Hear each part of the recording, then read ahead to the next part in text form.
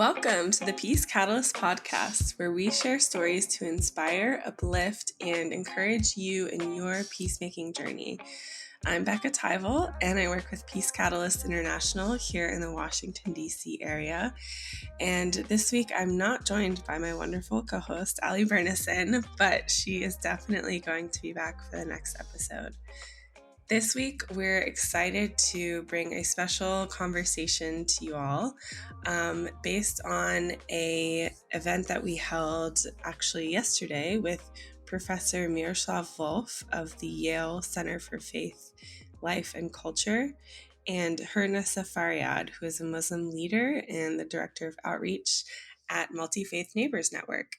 This conversation was hosted by our very own president of Peace Catalyst, Martin Brooks, and both Miroslav and Hurunnessa were the recipients of the Rick Love Peacemaker Award this year, the very first one, which is incredible in and of itself to learn from them about their own peace-building journeys and work that they do. But this conversation specifically focused on Exclusion and Embrace and what it means to embrace the other, which is based on Professor Miroslav's book called Exclusion and Embrace. And he just recently released a newly revised and updated version of his book. So we're excited to get into the conversation of, why do we embrace the other, and also how does exclusion happen, and then how can we embrace the other on a more practical level. So I hope that you all will enjoy this conversation as much as we did, and that you'll learn something new.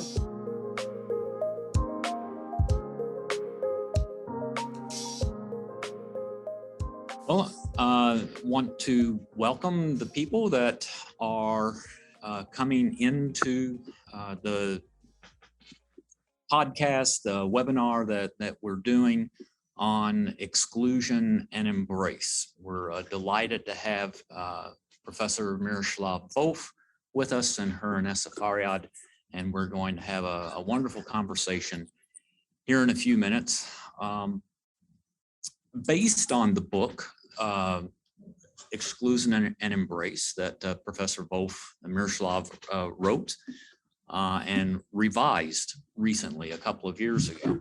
So let me first introduce myself. I'm Martin Brooks. Such a timely topic as we look at our society around us and what is going on, how people seem to look for reasons to exclude others. And then how can we come together and learn to embrace each other? A little bit about Peace Catalyst. We are a Christian peace-building sending agency. We equip and mobilize Christians to launch careers, hopefully, in peace building or to serve as a volunteer peace builder. And you can find out more about Peace Catalyst on our website at peacecatalyst.org. Professor Volf is the Henry B. Wright Professor of Theology at Yale Divinity School and the founder and director of the Yale Center for Faith and Culture. He's written or edited more than 20 books and over 100 scholarly articles. His work's been featured in the Washington Post, Christianity Today, Christian Century, Sojourners, many other outlets. Today's discussion is going to be based on his book, Exclusion and Embrace, a theological exploration of identity, otherness, and reconciliation. That was released in 1996. Professor Volf is originally from Croatia and wrote the book to reflect on identity issues surrounding the conflict in the Western Balkans. Then he revised the book in 2019. Exclusion and Embrace was the winner of the 2002 Grawemeyer Award in Religion and selected as one of Christianity Today's 100 most important religious books of the 20th century. So we're delighted to have Professor Volf with us. Hurunnessa Fariad is the Director of Outreach for Multi-Faith Neighbors Network. Until recently, she was Director of Outreach at the Al-Dulles Area Muslim Society, the Adams Center in the DC area. Hurunnessa has been the secretary of the board of directors at Virginia Interfaith Center for Public Policy and part of the leadership circle for the One America movement. Oh, what else can we say about Hurunnessa? She is the director of America's first Muslim youth choir, the Adams Beat. And hopefully we'll hear a little bit about that in a few minutes. And she's also the founder and co-host of the Sister Act podcast, along with her co-host, Sabrina Dent, Rabbi Susan Shankman, and they have conversations centered around shame, stigma, women's rights, social justice issues, and how the various faiths address these topics. So that's who we're going to hear from today. Professor Volf, thank both of you for being, and Hurunnessa, thank both of you for being here today. Both of you are the recipients of the first Rick Love Peace Award.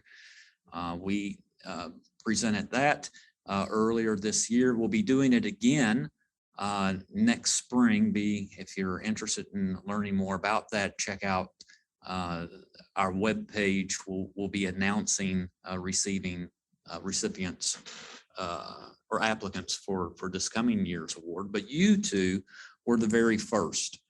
And Peace Catalyst has a fairly long connection with both of you. Professor Volf, I was saying that Rick Love, our founder, the founder of Peace Catalyst, studied at Yale or did some postdoctoral work at Yale at the time of the Common Word discussions that were happening. And in some ways, your writings and your thinking have created space for Peace Catalyst to do the work of Christian peace building, helping the churches rethink what it means to be an ambassador for the Prince of Peace. So I thank you for that work, and I see that, I think that your work was really foundational to the founding of Peace Catalyst. And Hurunnessa, I think the first time I met you was at Duke Divinity School.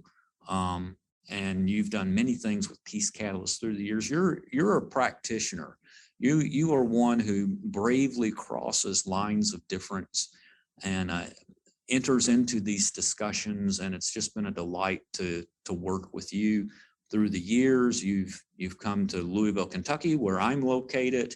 And now you work with the Multi-Faith Neighbors Network with, let's see, Bob Roberts, Pastor Bob Roberts, and Imam Majid from the Adams Center, and Ambassador at Large of Religious Freedom. Is that right? Rabbi David Saperstein. Yes. Did I get all that right? You did get it right. Excellent. Thank you. Again, I'm delighted to have both of you here, and we wanted to base the conversation, at least to start out with, on the book Exclusion and Embrace. Miroslav, you wrote that book in 1996, and I was thinking just before the call, that was before 9/11, when the U.S. consciousness of Islam and the two wars that happened after that. This book predates that. What was going on? What caused you to write the book? Thank you first for organizing this discussion, and thank you for having me be there as your conversation partner. And I want especially to thank Hurunnessa for her presence here and for her such an incredibly important work. I always think, so my father was a minister, and he always thought that I should have myself become a minister, because ministerial role, being a minister, is much more important than the role of a theologian. And I have always agreed with him. It's only that this wasn't my calling, and which is a different way to say of saying what Hurunnessa does. practical work engagement with issues, with people, I find of tremendous importance. And if my work can be of a little help in that regard, I am delighted. But that's where real issues are wrestled with, and that's where life happens. And that's really, really beautiful. Now, this book was written because I was wrestling as a Christian how to respond to a war that was happening in former Yugoslavia. It was primarily war between two Christian groups, but it was on the one hand Orthodox against Christian Catholics and Muslims, Bosniak Muslims. So it has this religious dimension to it. And I was trying to respond, as Croatia at that time was a recipient, so to speak, of pretty severe aggression, something analogous to what's happening today in Ukraine. And the book arose out of wrestling. How do our identities as belonging to particular people groups, religious groups, kind of social identities, how do they play themselves out in situations of conflict? And what can religious sentiment and commitments do in order to help members of various groups transcend the conflict without denying who they are deeply in themselves? And that seems to me important, both at the level of kind of cultural belonging, but also at the level of religious belonging. So it's a question of identity and difference. And in my terms, how does faith, in my case, how does Christian faith speak to that situation? And the situation was, as in many conflicts, I remember how I felt in the midst of the conflict. And I felt, just give me a few B-52s and we're going to resolve this issue. Responses to aggression with a corresponding and even greater possible aggression, so as to stop that aggression. But then one steps back and asks the question, but is this really who I am? Is this really what will be ultimately helpful? Does it honor our common humanity of both enemies, on both sides of the enmity? And it's these kinds of struggles that gave rise to that book. And I'll say one more thing. This is the first and maybe only book that I didn't write to anybody, for anybody. Generally, when people, publishers tell you when you write a book, you have to have audience in view. In this book, I had no audience in view, absolutely none. I was the audience of my book. I was writing this book totally for myself and for my wrestling. And it ended up being the most translated book of all that I have ever written. Obviously, it's been recognized, many times, and as you said, translated into many languages. This idea of religious identity. I mean, were you were living in Croatia when you first wrote it, or had you come to the States by that time?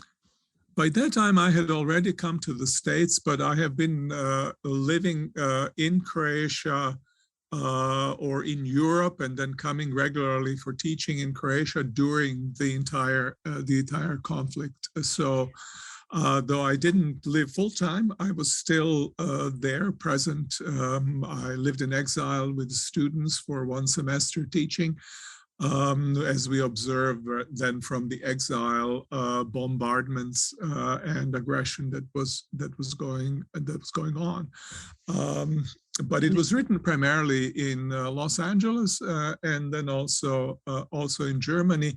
And after the hostilities had already subsided and in many ways ended. So did you find yourself, you made the comment about B-52s, did you find yourself being drawn to these identity issues? How did you relate to the different communities around you at that time? This is maybe I wrote the book partly because my own ethnic And in some ways, religious identity is complex. It's not a simple identity. I was born in Croatia.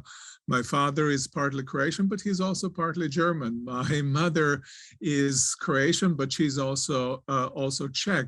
I was raised I was born in Croatia. I was raised in Serbia, right? So in many ways, I was straddling the line of skirmishes with a person or war with a person whose identity was internally complex. And even my own religious identity, we were small. My father was a Pentecostal minister. We were a very small minority church, persecuted by communists and persecuted often by majority religious communities.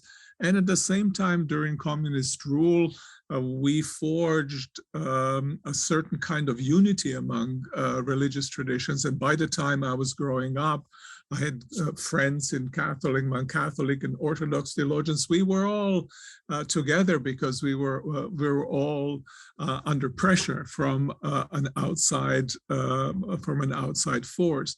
And so that I always had this hybrid, if you want, identity. I remember coming to the United States and starting to work at Fuller at that time, and everybody around me was Christian, and I didn't know what to do with myself because I grew up in an environment in which most of my people around me, they were not Christians. I had always needed to negotiate my way through difficulties, and maybe that to differences, and maybe that made it possible for me to write a book in such a way that I advocate in the book seeing things from both sides. And in some ways, I could not but see things from both sides because I was living on two sides of the lines of struggle. And I find that in our own imagination, understanding the other as the other understand themselves, and which is to say, kind of arresting my sense of understanding. Even if I think I understand, I ought to park that for a moment and ask, please tell me what is going on. How do you perceive the conflict? Otherwise, I end up in my own little bubble and I act as if the other and other's voice and experience does not matter. That's a kind of insult to them, but it's also not very helpful in terms of resolving conflicts at all, in a sense of being able then to find ways in which a bridge can be erected between the parties. You mentioned multiple identities that you had. How important is it? And I think you alluded to this. How important is it for people to differentiate between these different identities that they have? Why is it that we lock into one that makes us other than the other? And are we all, is the goal for all of us to be the same? I mean, to be different. I mean, I enjoy the differences between the cultures. I travel partly for that reason. Yeah. When does it become toxic when we're different? And how is it that I'm asking too many questions. But how do we maintain our uniqueness, but do so in a healthy way? Yeah, I think I'm going to ask you the same thing in just a second. I think that's a very good question, a very important question, and I would really like to hear what Hurunnessa would say about this. For me, I think it's really important for us to have our own discrete identities. I mean, if one thinks of ourselves as cosmopolitan, we are not, right? We are creatures of time and space. We are not kind of levitating above all the differences and just being our unique selves. We are always rooted in particular times and places, that shifts and changes. And I think there is, as you said, Martin, there is beauty in that, in that rootedness in being who actually one is. I have always found that we have to have identities, which means, by the way, if we have identity, which means that we need to maintain identities. So maintenance of identities is a very important thing. And I come from a small people group. If Croatians don't attend to the Croatian language that is spoken, it will disappear. It will as many languages have disappeared, and with it a wealth of human experience, of ways of experiencing the world. So I think that's, to me, is very important. But at the same time, it's really important for those boundaries to be porous, for these boundaries to be able to be open, so that the other can come in, be our guest, we can learn, be enriched by the other. And I always compare that when I speak to folks in a very simple metaphor. It's like when I go traveling to different places. You, Martin, mentioned that you enjoy traveling because you encounter differences. I enjoy it also because I can buy an object of art there, right? And then I bring it to my home. And when I bring it to my home, I give it a place. And there in my home, it's a reminder of the experience of something else, of someone else. But pretty soon when it sits in my home, it starts to symbolize not just what was there, but a kind of identity that has my identity that has been transformed, so that I would not quite feel myself had I not had that experience, had this object not been there. And that's the dynamic character of our identities.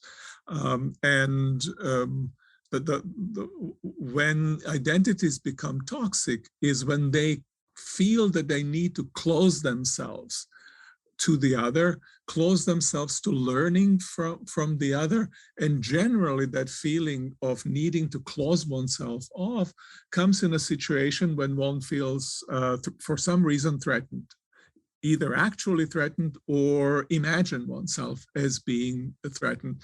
Then the boundaries closed. Then I want to be myself, pure German, pure American. I mean, I remember, and this would be the last thing that I say. I remember during the Gulf War, when French would not quite support America's adventure, unjust, in my judgment, adventure in Iraq, and therefore adventure may not be the right term for it. Then suddenly Americans no longer like to eat French fries. We ate freedom fries.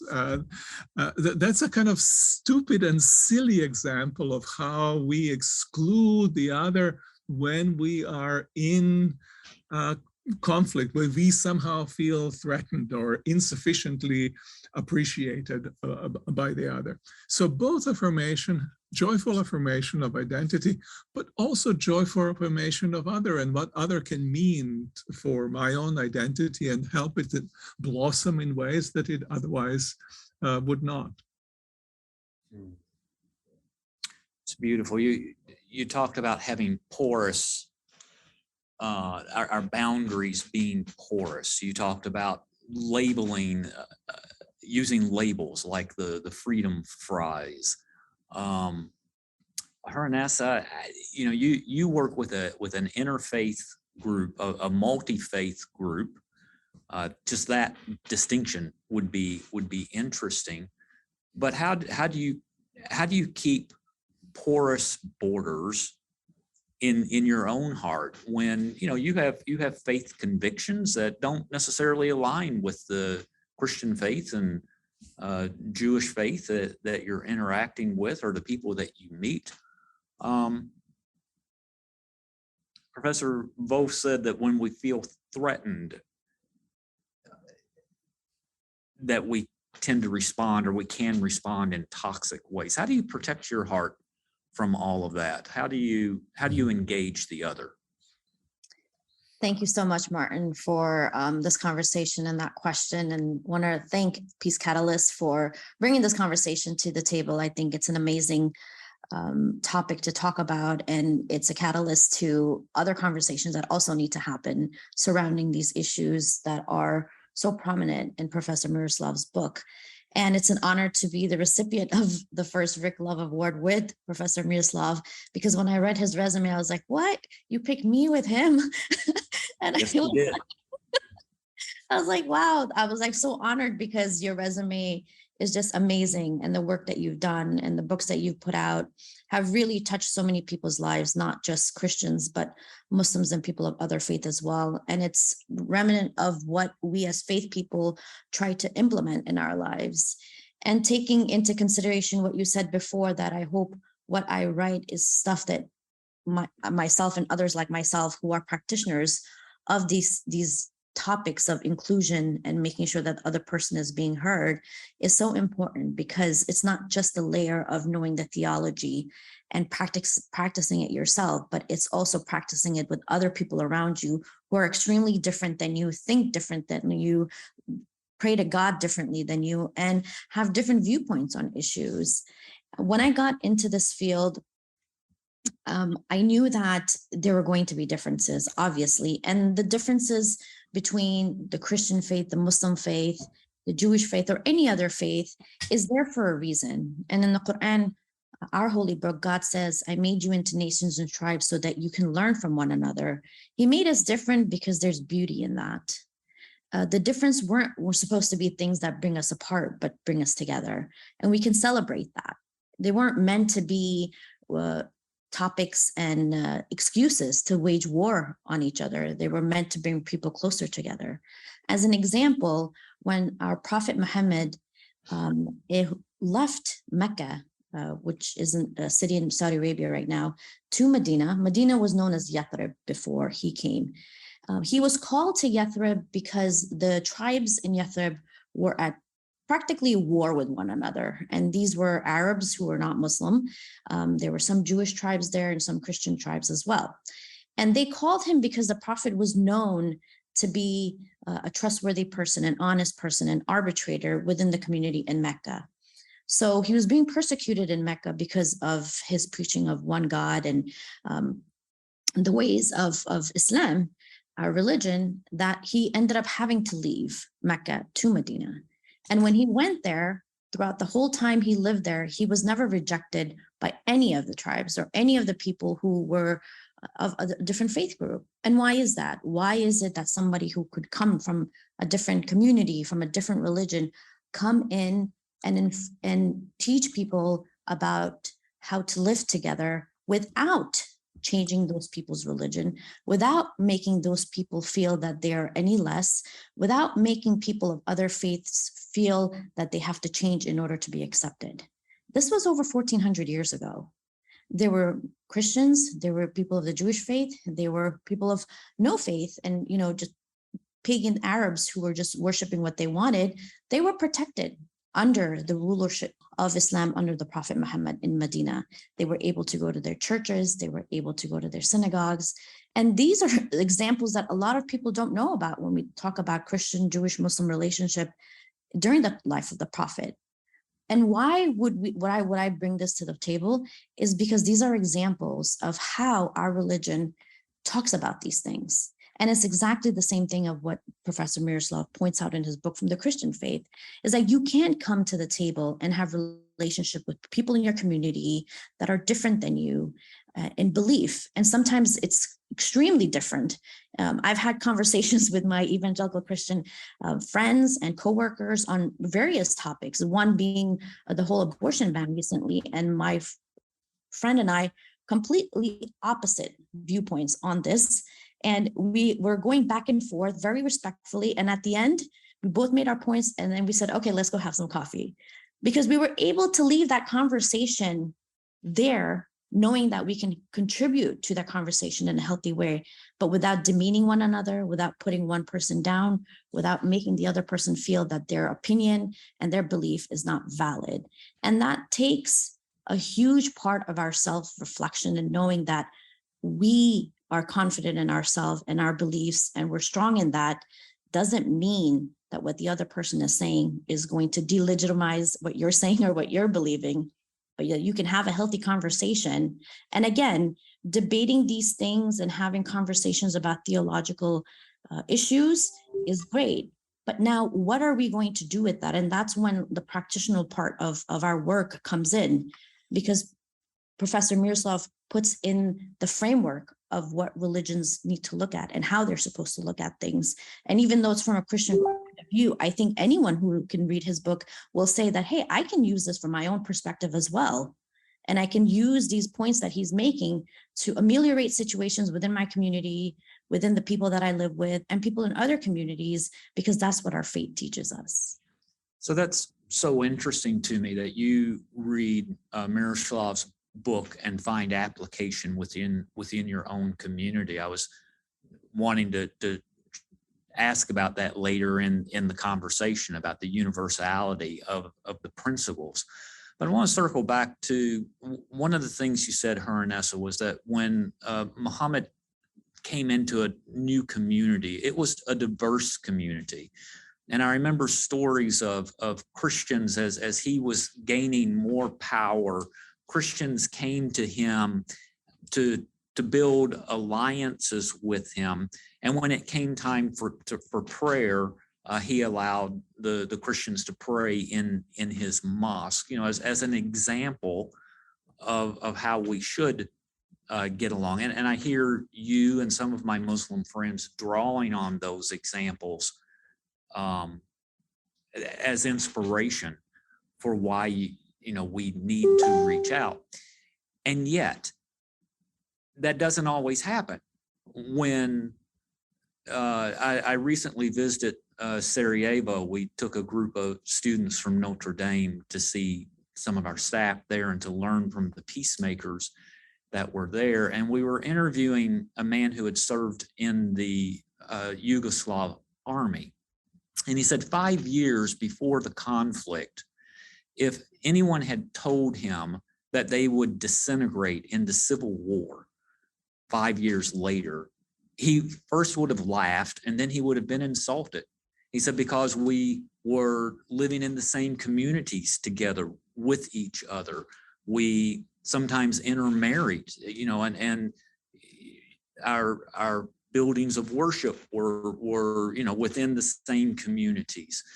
And then he turned to us as people from the U.S. and had a word of caution. He said, where Yugoslavia was, the Western Balkans were, 5 years before conflict is where they saw the U.S. now. And it was startling to the students and to we Americans. It's like, could we be 5 years out from an event like that? So Miroslav, that brings me back to you, and I'm wondering what was it that made you want to revise the book? Were you watching things in culture that made you revise the book at this time? But even if you didn't, how are you reading the times today, and what lessons do we need to take from your book?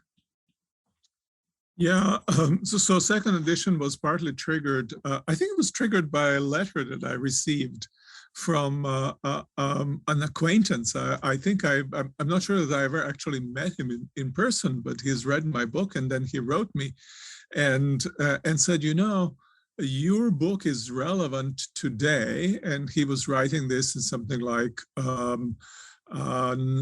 2019 or so, or maybe even a little bit earlier. Your book is more relevant today than it was when you wrote it. And when I started thinking about it, I thought, wow, that actually is true. Because when I wrote the book, which was in the mid-90s of the last century, the entirety of the world, Europe certainly, but also the world as a whole, was in the processes of unification. Globalization was a big word of that period. world was coming together, right? And there were places where conflicts were raging, but generally the trend was, or that's how it was perceived, that we were unifying as the world. Democracy was on the march. Increasing number of countries were becoming democratic. That was the environment. And then at that time in former Yugoslavia, tensions were erupting. Yugoslavia was breaking apart. And often it was a question then on the part of my European friends, what's happening with you folks there? Are you barbarians in that part of the world? The whole world is uniting, and you guys think that you need to fight each other. Why don't you, go with the flow and learn something from the world? Of course, during that same time, not only in former Yugoslavia, but in many countries, the seeds of future conflict, the poison of certain form of globalization was being put into the system that resulted in the conflicts that we have today.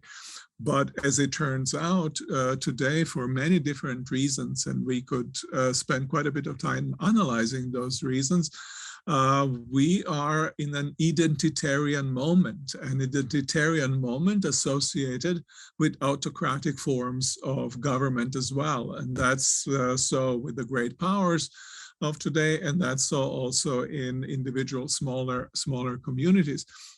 But that's exactly the situation in which Exclusion and Embrace was originally written. This hardened identities, and hardened identities always require strong leaders and a kind of sense of strong community that is defined in adversarial way.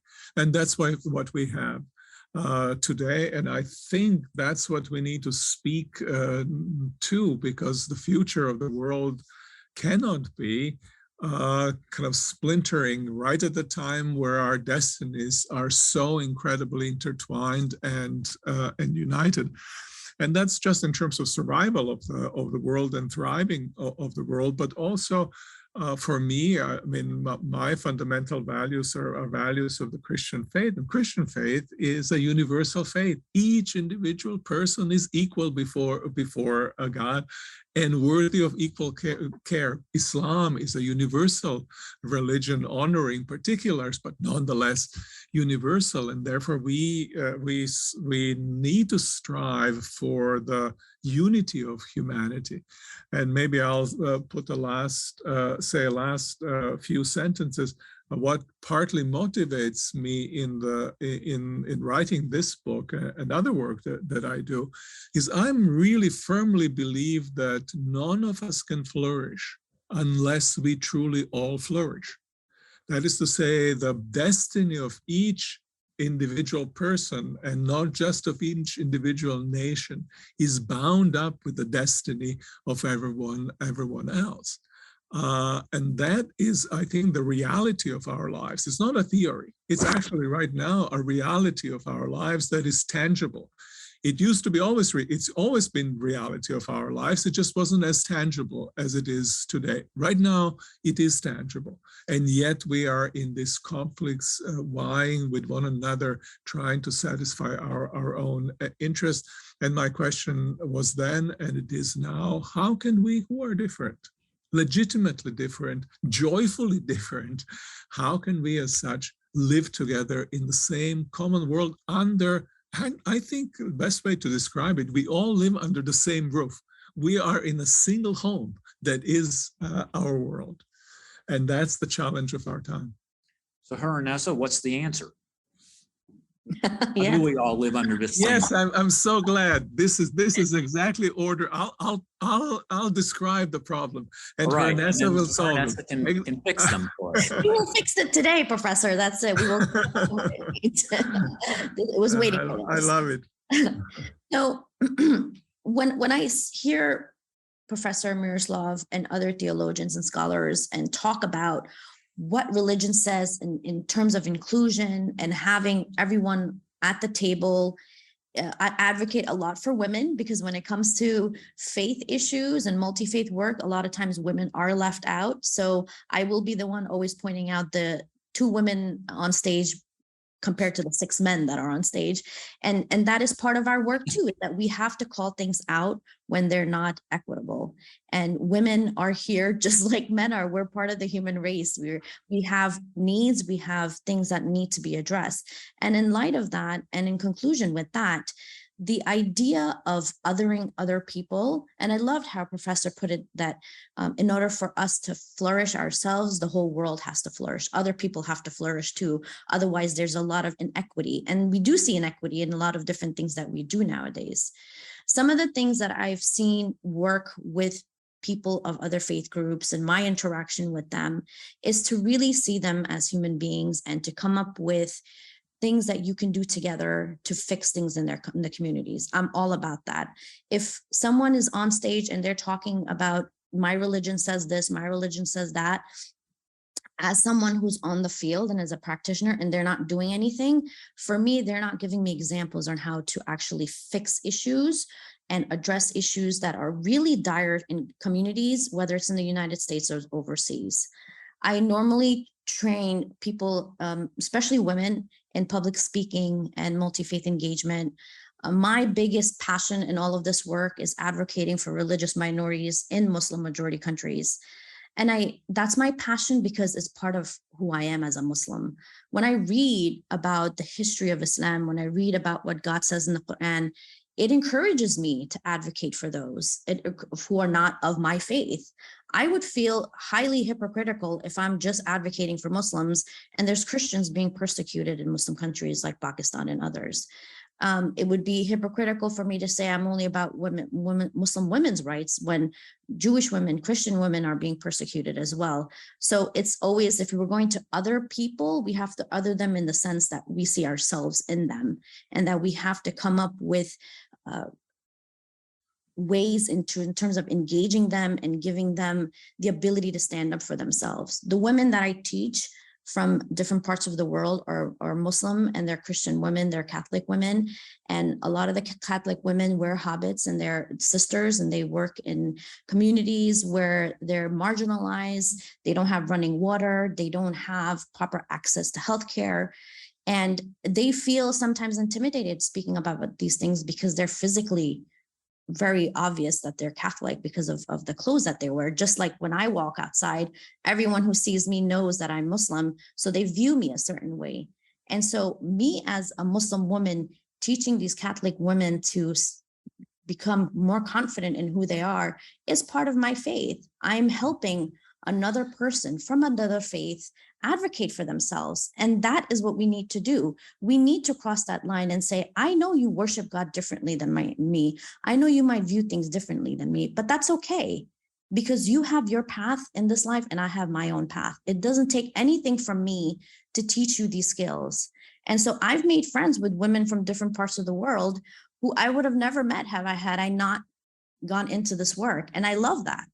And showing them that we can still be friends and we can call each other and have a relationship is so important as well. It's not just about living in an area where my neighbors are Christians and Catholics and Jewish people. No, it's about actually knocking on their door and saying, hey, I noticed that you haven't been out a couple of days. Do you need something?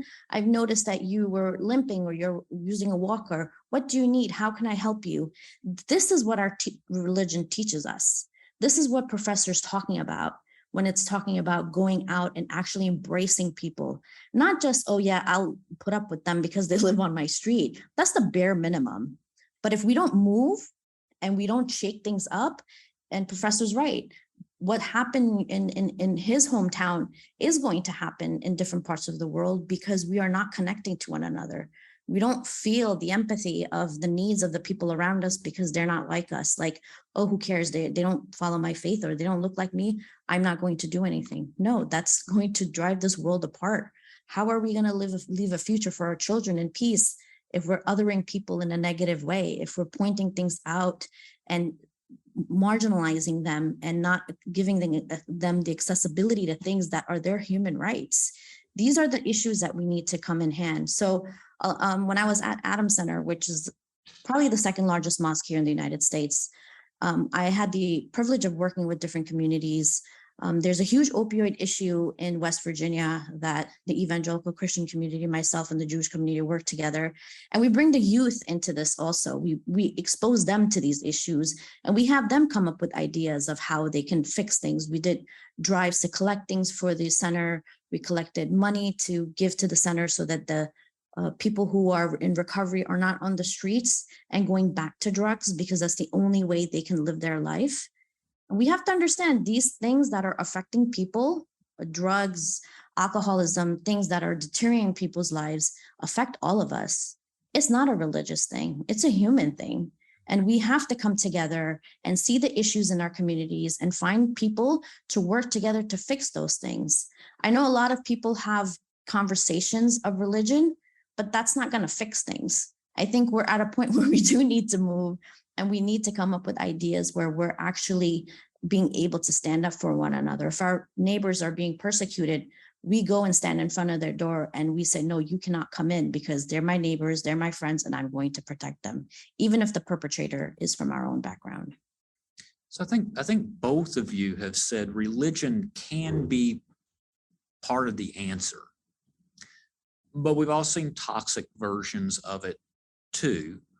What is Miroslav, in the revised edition of your book, you had said that you want to write about the theological underpinnings of what made you think the way you did when you wrote the first edition. And you spent a lot of time talking about love as like loving the other. And that's what I hear Hurunnessa saying. Is that fair to say? What is the goal that we should strive towards? Some talk about, oh, we all need justice. In fact, in many of the protests, you hear no justice, no peace. Peace Catalyst talks about peace, but we define it in a holistic way, meaning the thriving of all. What is the value that we can embrace, that we should pursue, that we should teach, that makes religion helpful? Maybe I haven't said that quite right, but is it love? Is it justice? Is it peace? What's the goal here? I think all the things you said are embodied in the notion of coming as you are and being able to practice your religion as you are, not feeling threatened by the other person or people, not having to water down your religion. You feel strongly about something, that's okay. You should be able to come into that. And the receiving party has to accept that as well, without them feeling that their religion is getting watered down because you're working with someone who thinks differently than you or practices differently than you. See, I think the answer is so simple, but we've made it so complicated throughout time. Right? If we look at the way Jesus dealt with people and the compassion he had, he didn't stop and look at them and say, well, you have to be like me and do this like me. He was compassionate to everyone. And, when I talk about Prophet Muhammad and his compassion, he didn't stop and say, first, let me see your ID card and what religion you follow and who do you practice with, and then I'll be nice to you. No, the humanity that goes deep within ourselves is so grand that we've washed it down to titles and placement on this earth and connection to God in our own way. Come as you are, be who you want to be, practice the way you want, but let's work together. We have spent so much time and energy killing each other, violating each other, and the world is crumbling. We have homelessness issues in every community you can think of. We have domestic violence that needs to be addressed. We have drug abuse. We have poverty. We have, obviously healthcare accessibility, climate change. All these things need attention, and we're not attending to these things, and which are actually affecting all of us in this world that Professor called our home. Our home is deteriorating, but we're focusing on things that are just beautiful about who we are, and we're making those into excuses to come after each other. So I think the shift of having love, compassion, justice, all of these things are embodied within our faith, but we need to be able to point them out to people and show it to them. It's good to talk about it, but when you show someone compassion, guess what? They're going to have your back. If you show someone empathy, they're going to know that what your religion is actually saying is peaceful, rather than what they see on TV about, people who happen to say, for instance, they're Muslim and they're committing atrocities all across the world. They're not representing me. They're not representing my religion, but I end up having to now, answer for their misdeeds as if like, no, we're not like them. And I shouldn't have to do that. But that's the world we live in. That when somebody does something bad who's associated to your religion, you end up having to justify that your religion is not like them and that you are not of them either, right? But if we all talk and we get to know one another, those conversations ease out so easily. I mean, Becca's here and I'm going to put her on the spot. I've known Becca for years because I've been working with her. I've built relationship with her. She's an amazing person. We're friends. She invited me to her wedding. If I othered her and said, I don't want to talk to you and your views, I don't agree with you, and, just stay out of my way, that relation would have never happened. I could call her up. I could text her and say, hey, I'm stuck somewhere. She will come and pick me up. And we don't practice the same faith, but we do practice this love and understanding of what it means to be human. That's beautiful. Thank you, Hurunnessa. Thank you, Becca, for being a good friend. Miroslav? I want to say I want to agree with everything that Hurunnessa has said, and I want to maybe make just a few footnotes to this and link it to the question of variety of terms or categories under which we can engage one another in very productive ways. You mentioned peace, you mentioned justice, you mentioned love. And I think it's possible that different groups will have different focal points around which they organize our attention and care for one another and for the planet. And I think that's okay. Different religious traditions, maybe different proclivities that we have or interests that we have. But it seems to me that at least there will be two factors that are central to both. And Hurunnessa has said it in a different ways, the same thing. First, it's an absence of negative. Do no harm, whether small harm or large harm. That's the first command. And then second, care, actively care for another person. And whatever terminology we use, I think we need to try to attend to these ways of not harming but enhancing life of another person. And when we get to that point, I think we are then connected with something larger than ourselves. For Christians and Muslims, we're connected with God who cares for the entirety of humanity. We're plugged into God's project with the world when we do that. But we are also bound to the whole of community. We're not organized, have not organized our lives around our own little self and its own little needs, important as they are. We have we have stepped out into something larger, and that gives weight, that gives significance to our lives, and makes the lives of everyone more beautiful. I love the way you take theology and make it practical. It's like here's what God says, and here's how we can live it out. So thank you, both of you, for doing that. Do no harm. We hear a lot. Care actively and intentional. Hurunnessa was saying, if her neighbor is hurting, it's like she's going to stand in front of the door and help her. Yeah. I liked especially the limping part. If you see your neighbor limping, just do something about it. Tell them that you see it. I love that. That's so beautiful.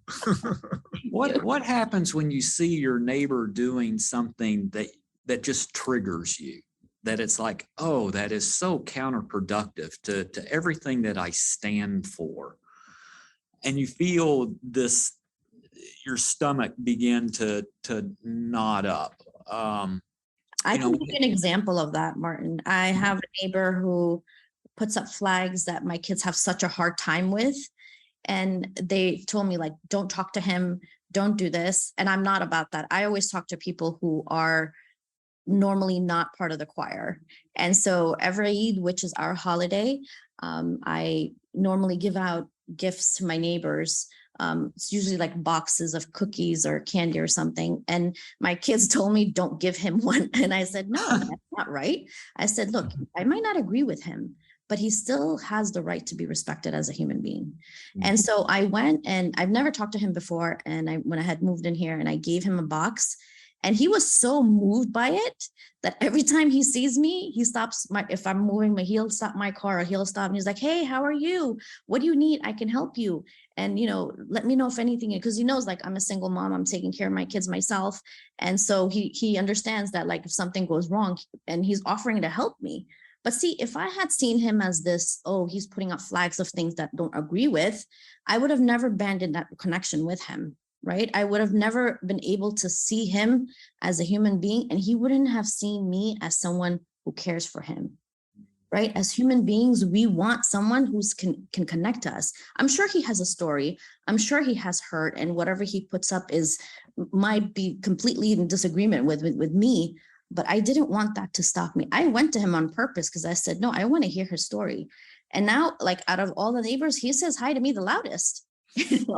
But that's what I'm saying, that, like, we're so scared of the others, we're so scared of reaching out, but you'd be amazed at what actually ends up happening.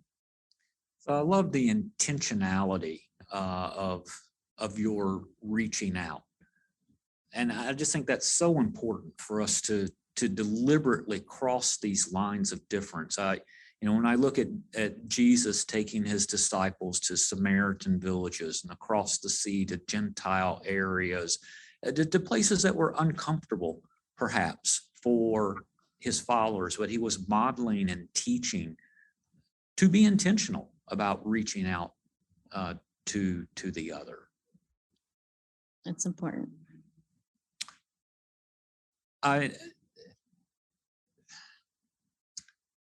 Well, our time is about gone. And I meant to ask about ashram, just to learn a little bit about that, but perhaps that's a little off topic. I want to give you both a chance. What are you working on now? Miroslav, I heard that you were writing again. Doesn't surprise me. It seems you write a lot. What are you working on these days? Right now I'm working on a series of lectures on the question of striving for superiority. It kind of defines our culture, almost every area of our lives. And you can see how there is a value, say, in sports, of being superior as an athlete, as athlete, monetary value, reputational value, and so forth. And you can name in various domains, value of striving to be better than somebody else and being better than somebody else. And my question is, what's the human value of being better than somebody else? And I want to argue that there is also and striving to be better than somebody else. And I want to say there is human disvalue. If you strive to be better than somebody else, that doesn't mean not striving for excellence. But the point of being better than somebody else is completely irrelevant to the question. If you make it relevant, you, I think, demean yourself and the other person, and you're unable to function as a unique individual that God has created you. So that's my topic for this day. Striving for superiority and why that's a bad idea for our humanity. There's so many things that our culture just sucks us into, and unless we're thinking, and that's one of the values of the holy books, to reorient us away from the siren call of our culture to the call of God. So my experience was that, it was triggered by my experience in Chicago airport. I'm going under the from one terminal to the next under the long tunnel, and I'm going up those stairs, and I'm climbing the stairs, and I see people riding in an escalator, and I start feeling myself, I'm better than them because I'm climbing. I'm not spending energy. I'm exercising, and I stopped myself in the middle of climbing these stairs and said, "You're an idiot, Miroslav. You can't think like that. That's stupid, totally stupid." And so then I started thinking about this whole issue, and this is my topic. This is how I come up in my topics. So walking through airports, inspiration hits. I love it. But did you beat the people to the top of the? Yes, I did. Okay. I was more virtuous, and I was more efficient than they were. I was superior totally to them. Well, it's good to be self-aware. Hurunnessa, what are you working on these days? So I've been traveling a bit, going to different areas and either doing workshops with people on different multi-faith issues or speaking on the work that I'm doing. My biggest passion, which you mentioned before, one of the other passions I have, I work with the youth in my community. I have a music background, so I started the first music choir for the youth at the Adams Center. And I thought they were just going to like do some singing here and there, but they'd been at a lot more churches and synagogues than probably majority of adult Muslims that I know. And they've been to Shabbat services, they've been to Sunday Mass. They get invited to come to sing at the church before the church's own youth choir. And that gives them a lot of confidence as American Muslims, but it also exposes them to other religions at a very young age. These kids are 7 to 16 years old. Majority of them have never been to other faith tradition places of worship, but they know. And I want this to be an example for other communities to take on, to expose their children to places of worship that are different than theirs, to respect them, to know about them, so that they're not trying to do interfaith, multi-faith work when they're senior citizens and have more time, but yet they can grow up and say, no, I've done that when I was 7. I've been to a church, I've been to a temple. So I'm trying to encourage more city leaders in different parts of the United States to start their own choir, because it is a fun way to engage Muslim kids in this work so that they could learn about other faiths as well. And then you have my podcast also, so that's going great. And I work with really great people at Multi-Faith Neighbors Network. My boss is an evangelical Christian pastor, and him too. If I text him, he will come running as well. And that is because we all come with who we are in our faith, and we don't have to water anything down.